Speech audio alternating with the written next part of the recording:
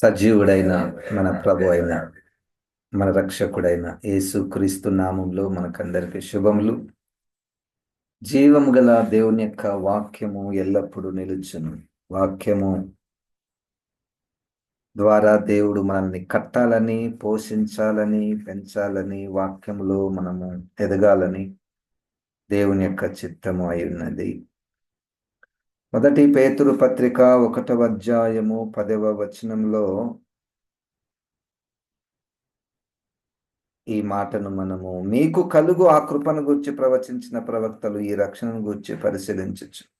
తమ యందున్న క్రీస్తు ఆత్మ క్రీస్తు విషయమైన శ్రమలను గూర్చి వాటి తరువాత కలుగబో మహిమలను గూర్చి ముందుగా సాక్ష్యం ఇచ్చినప్పుడు ఆ ఆత్మ ఏ కాలమును ఎట్టి కాలమును సూచించచ్చు వచ్చునో దానిని విచారించి పరిశోధించిరి.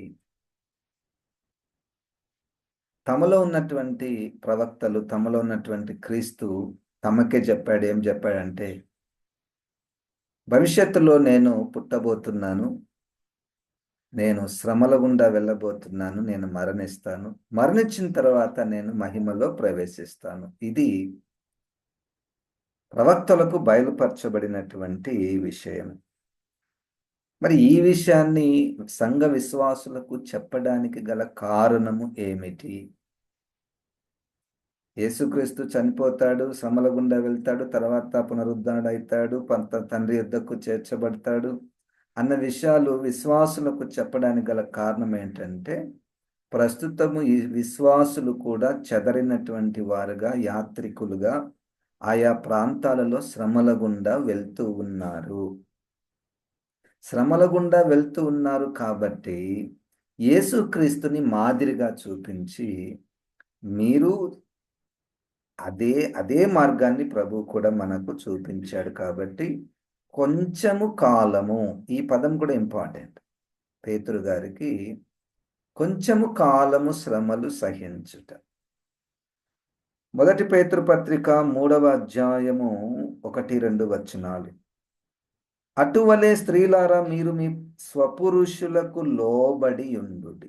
అందువలన వారిలో ఎవరైనను వాక్యమునకు అవిధేయులైతే వారు భయముతో కూడిన మీ పవిత్ర ప్రవర్తన చూచి వాక్యము లేకుండానే తమ భార్యల నడవడి వలన రాబట్టవచ్చును. ఇక్కడ ఒక చిన్న శ్రమ, ఇరుకు, ఇబ్బంది. ఇప్పుడు భర్త అవిధేయుడు, భర్త చెడ్డవాడు, భర్త రక్షణ లేనివాడు అయినప్పుడు ఇక్కడ ఒక భార్యలకు కష్టం. ఎంత చెప్పినా వాళ్ళు వినరు. కొంతమంది జీవితాలలో ఎంత చెప్పినా వినరు. వినకపోగా ఎదురు కొట్టడము, తిట్టడము, చెడ్డ మాటలు పలకడము, ఎంత కష్టం గుండా భార్యలు వెళ్తూ ఉంటారు కదండి. అయితే అప్పుడు భార్యలకు ఒక సూచన ఏంటంటే, భయముతో కూడిన మీ ప్రవర్తన, మీ పవిత్ర ప్రవర్తన. హల్లెలూయా. ఇది అంటే నేను అనుకుంటున్నాను, అందరికీ కూడా అవతల వ్యక్తి మన మాట వినక, లేకపోతే దేవునికి విరోధంగా అవిధేయత చూపిస్తున్నప్పుడు భయముతో కూడిన మీ పవిత్ర ప్రవర్తన చూచి వాక్యము లేకుండానే భార్యల నడవడి వలన రాబట్టబడవచ్చును. ఇక పైన లోబడియుండుడి. లోబడియుండుడి అంటే అర్థం ఏంటంటే, ఆ పదంలో లోబడి ఉండుట not simply that you have to obey your husband because you are his wife. No, అది కాదు. అక్కడ లోబడి ఉండుట అంటే ఆ పదము ఎందుకు ఇక్కడ అవసరత. అది సింపుల్గా మీరు భార్యలంతా లోబడి ఉండడని కాదు. ఇక్కడ అవసరత కొద్దీ లోబడి ఉండుట. హల్లెలూయా. ఏం అవసరత ఉంది? రక్షణ లేని ఆ వ్యక్తి కొరకు, రక్షణ లేని ఆ వ్యక్తి కొరకు, అవిధేయత చూపిస్తున్నటువంటి ఆ వ్యక్తి కొరకు మనము ప్రయత్నం చేశాం కదా. ఆ వ్యక్తి మారాలని చెప్పాము, అరిసాము, కొట్లాట పెట్టుకున్నాము, ఎంతో తిడతాము. అప్పుడు భయముతో కూడిన మీ పవిత్ర ప్రవర్తన వలన ఆ? మీరు వారిని వాక్యము లేకుండానే తమ భార్యల నడవడి వలన, అంటే ఇప్పుడు నడవడే వాక్యం.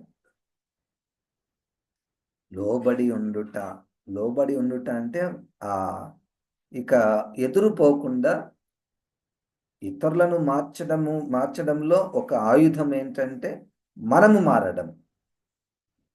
మనము మారడం ఇది మనం కొంచెం స్లో ప్రాసెస్. మనం చాలాసార్లు అనుకుంటాం వాక్యం చెప్తే వాళ్ళు మారుతారు, వాక్యం ద్వారానే మారుతారు. ఆ, మనము వాళ్ళకు చెప్పాలి, చెప్పే బాధ్యత మనది, ఇవన్నీ ఉన్నాయి. దానిలో ఇంకా బలమైనటువంటి ఆయుధం ఏంటంటే వాళ్ళకు చెప్పడం మానుకొని మనము ఎక్కడైనా మారితే భయముతో కూడిన పవిత్ర ప్రవర్తన, అంటే ఆ వ్యక్తి పవిత్రతను చూచి భయపడాలి. భయం వచ్చేస్తుంది. అది మనమేం అవతల వ్యక్తులకు చెప్పనవసరం లేదు, మీరు భయపడండి అని. చాలా కాలం కిందట మాకు ఒక ప్రిన్సిపల్ గారు ఉండేవారు. సన్నగా ఉంటాడు, అసలు మాటనే రాదు ఆయనకు. తల ఉంచుకొని పోతుంటాడు. కానీ ఆయనను చూస్తే అందరికీ భయం. ఎందుకో తెలుసండి? పవిత్ర ప్రవర్తన, న్యాయము, సత్యము. ఆయన నోటిలో సత్యమే వస్తుంది. ఎవరిని కూడా గట్టిగా అరిసినటువంటి ఆ సందర్భము మా 4 సంవత్సరాలలో మేము చూడలేదు. అన్నిటిలో ఆయన మాదిరికరంగా ఉన్నాడు చూడండి. అది మాకు భయం పుట్టించింది. అది అది మాకు భయం పుట్టించింది. అటువంటి ప్రవర్తన ద్వారా ఇక్కడైతే నేరుగా అక్షరార్థంగా అయితే భార్యలు అవిధేయులైనటువంటి భర్తల గురించి వ్రాయబడింది. మన పవిత్ర ప్రవర్తన ద్వారా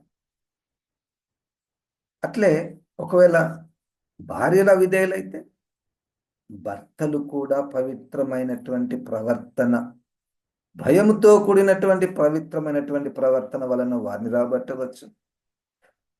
ఒక్కొక్కసారి పిల్లలు మన మాట వినరు, అవిధేయులైతారు, వినరు. అప్పుడు వాళ్లకు చెప్పేదానికంటే మనము మాదిరికరంగా, మనము పవిత్రముగా ఉండడానికి ప్రవర్తించుటలో, ఇంకొక మాటలో వారికి లోబడి ఉండుటలో, మనకు విచిత్రం అనిపిస్తుందిగా. తల్లిదండ్రులు పిల్లలకు లోబడి ఉండడం ఏంది? తల్లిదండ్రులు పిల్లలకు లోబడి ఉండుట, పిల్లలే కదా తల్లిదండ్రులకు లోబడి ఉండాల్సింది. కానీ ఈ సందర్భం వాళ్ళు అవిధేయులైతే, వాళ్ళు ప్రభువుకు లోబడకపోతే, అప్పుడు వాక్యం చెప్పినా వినరు కదా. అప్పుడు ఆ వాక్యాన్ని మనలో పెట్టుకొని మనము పవిత్రమైనటువంటి ప్రవర్తన, ఇది కొంచెం శ్రమ. మనం ఎక్కడి వరకు ఆగిపోతామంటే చెప్తే చెప్తాము, వింటే వినని, లేకపోతే లేకపోక అని అంటారు. అనే మనసు మనది.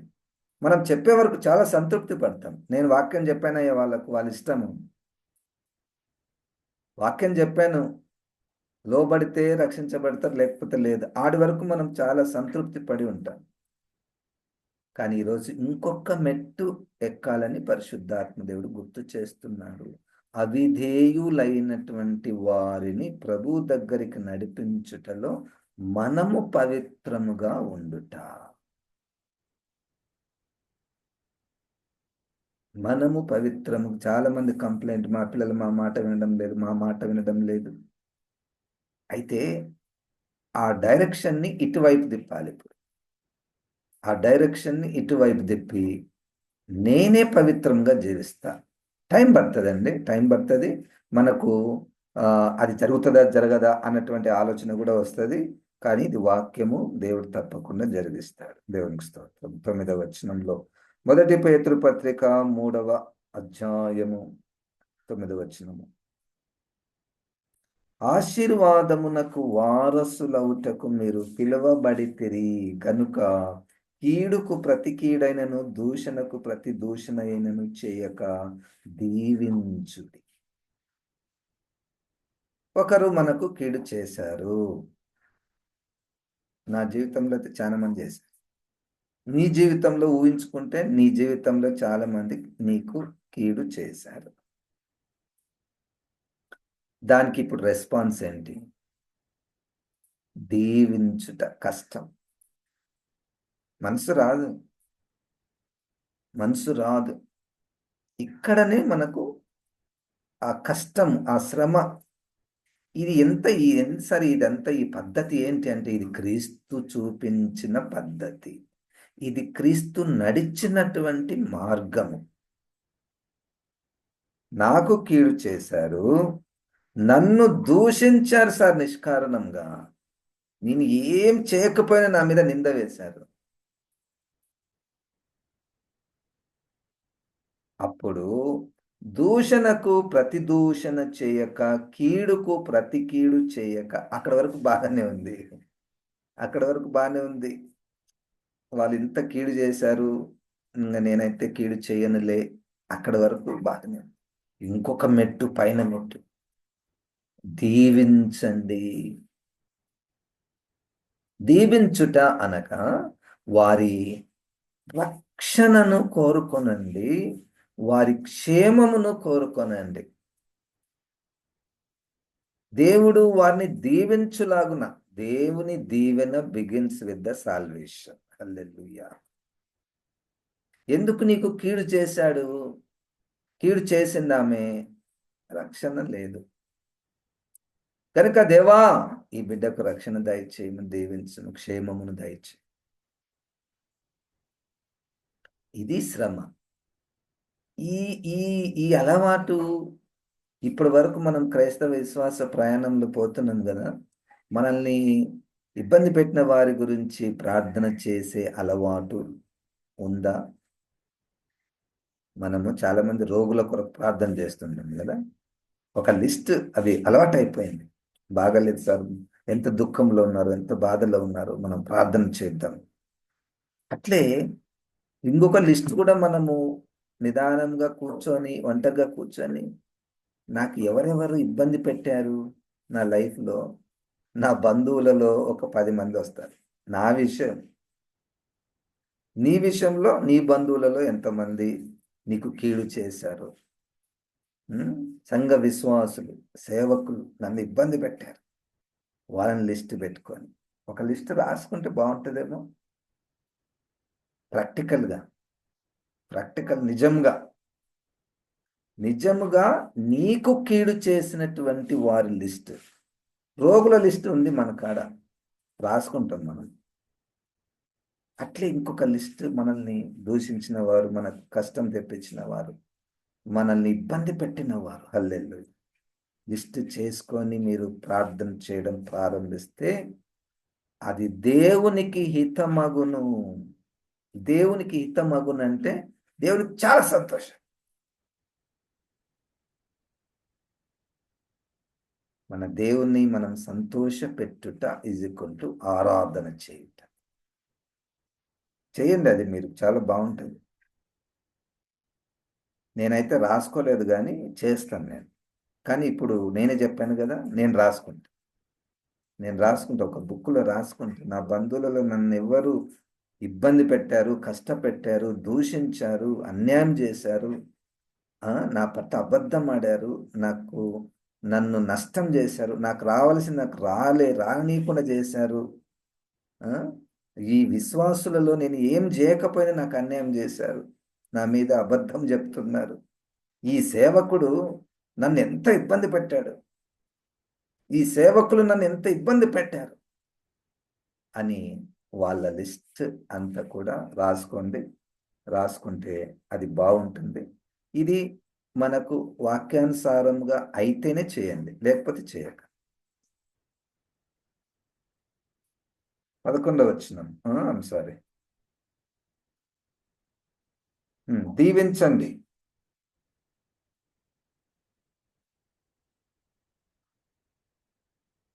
మొదటి పేతురు పత్రికలో మనం ఏం నేర్చుకుంటున్నామయ్యా అంటే,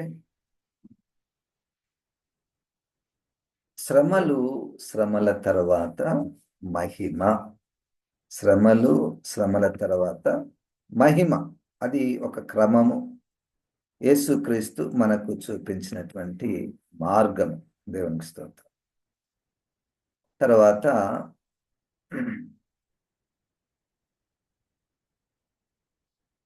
ఇదే 3వ అధ్యాయంలో 14-15 వచనాలు. మీరొకవేళ నీతి నిమిత్తము శ్రమపడినను మీరు ధన్యులే. వారి బెదిరింపునకు భయపడకుడి, కలవరపడకుడి. నిర్మలమైన మనస్సాక్షి కలిగిన వారై మీలో ఉన్న నిరీక్షణను గూర్చి మిమ్మును హేతువడు ప్రతి వానికిని సాత్వికముతోనూ భయముతోనూ సమాధానం చెప్పుటకు ఎల్లప్పుడూ సిద్ధముగా ఉండి మీ హృదయముల యందు క్రీస్తును ప్రభువుగా ప్రతిష్ఠించుడి. అప్పుడు మీరు దేని విషయమై దుర్మార్గులని దూషింపబడుదురో దాని విషయమై క్రీస్తునందున్న మీ సత్ప్రవర్తన మీద అపనింద వేయువారు సిగ్గుపడుదురు. ఈ ఈ మెట్లు మనం గమనిస్తే మీకు కీడు చేసినటువంటి వారి గురించి మీరు ప్రతి కీడు చేయకండి ఒక మెట్. దానిపైన దీవించండి ఇంకొక మెట్టు. ఇంకా దానిపైన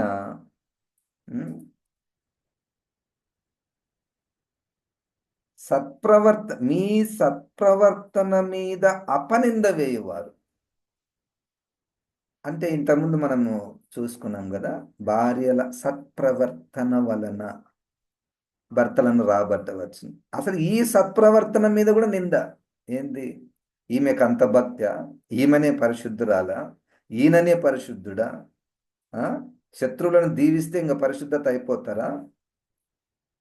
ఎంత ట్రయల్స్ చూడండి, ఎంత suffering for those who have resolved to walk in the footsteps of Jesus Christ.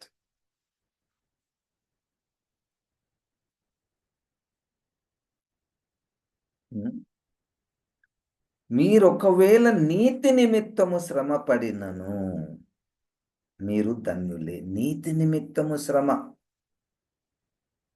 నీతి నిమిత్తము శ్రమ అది వస్తుందండి. మనం చాలాసార్లు అనుకుంటాం మంచిగా జీవిస్తే దేవుడు మనకు మంచి ఆశీర్వాదాలు ఇస్తాడు.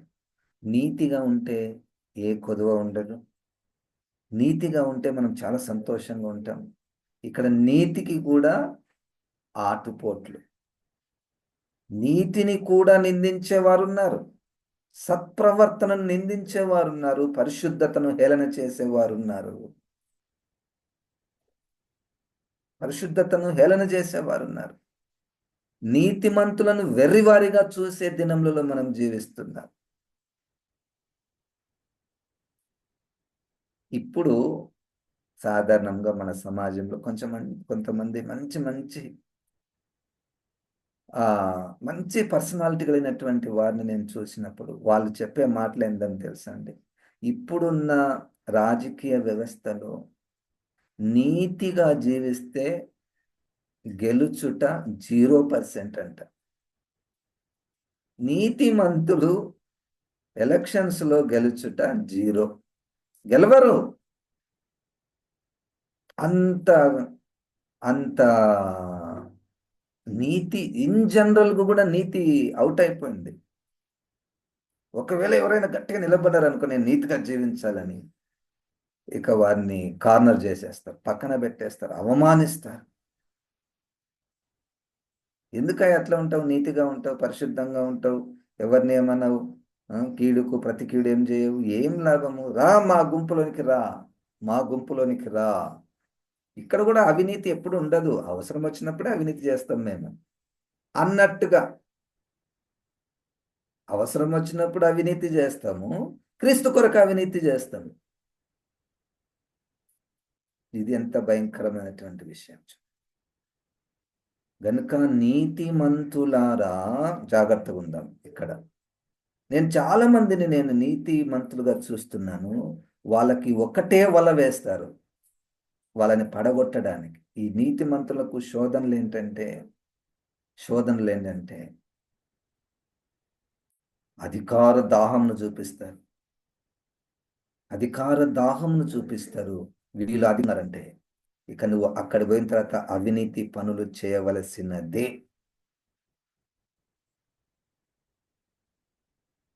ఈ నీతిగా జీవించే వారిని అవినీతి మార్గం అక్కడ ఒకరు అధికార దాహాన్ని చూపిస్తారు నీతిమంతులకు. వారి బెదిరింపునకు భయపడకండి. చూడండి, నీతుడు కూడా వినకపోయినాం అనుకోండి, బెదిరిస్తారు. నువ్వు అవినీతి కార్యాలు చేయాలి అన్నట్టుగా మాట్లాడు.